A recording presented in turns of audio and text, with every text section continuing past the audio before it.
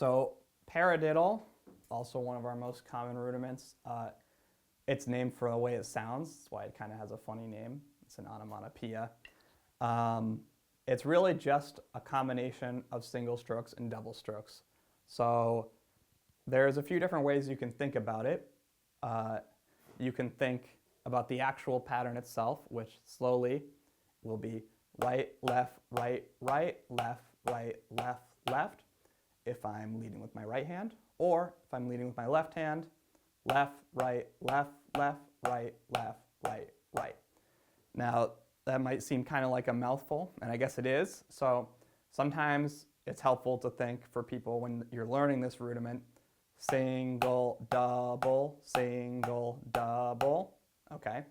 And just be aware of how that reflects what you're actually playing, right? You're playing a single note grouping of two notes, and then a double stroke grouping of two notes, and then you swap hands, right?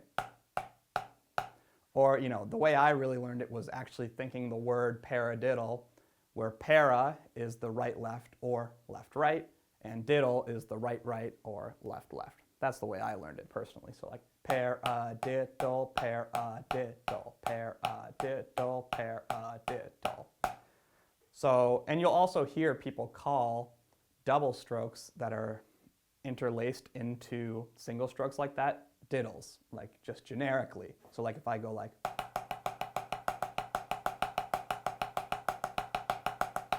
those little double strokes I played in that stream of notes, some people would call diddles anyway, right? So sometimes that can be helpful for explaining other patterns also.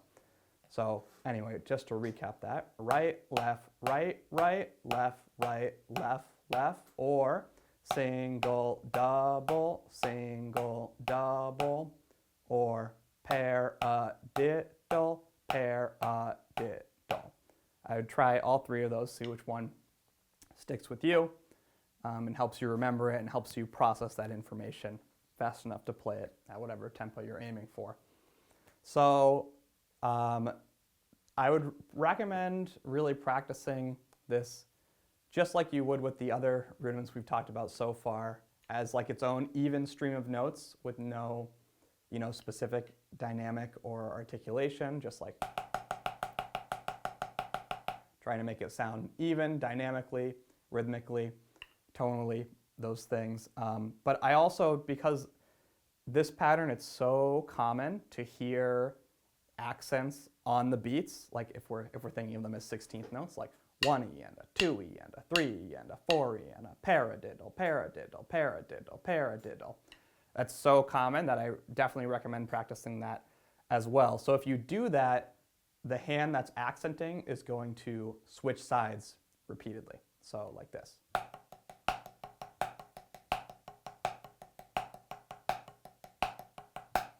Or with my left hand leading.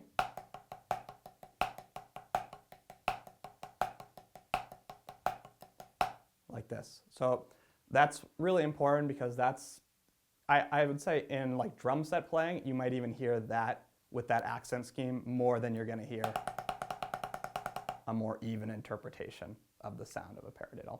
So definitely practice that accent on the downbeats. And another thing about them is that you'll hear people play inversions of paradiddles pretty often too. So, or permutations, you could think of them. So basically, if we have this 8-note sequence, we could start it at any point, rhythmically speaking. So like, you know, that's starting on the quote-unquote first note of the paradiddle, the most traditional starting point. But you'll hear people start on the second note of the paradiddle, for example. Okay, or the third note, right, et cetera, all the way until you get to the 8th note of the paradiddle. So those are worth practicing also once you feel, I wouldn't do that until you feel pretty comfortable with the standard paradiddle, but you will see people play those, especially in like fills and licks or solos, those inversions, so they're also worth checking out. And then another thing I would recommend practicing is using the paradiddle to switch lead hands. This is like the most overall useful application, for me at least, in drum set playing, is that anytime you play 4 notes of a paradiddle, it's going to swap you to the other hand, right? So if I was playing around the drums like something like this, and I want to go back the other way, but keep the same sort of, let's say I'm playing groupings of 4, because that's very common, obviously.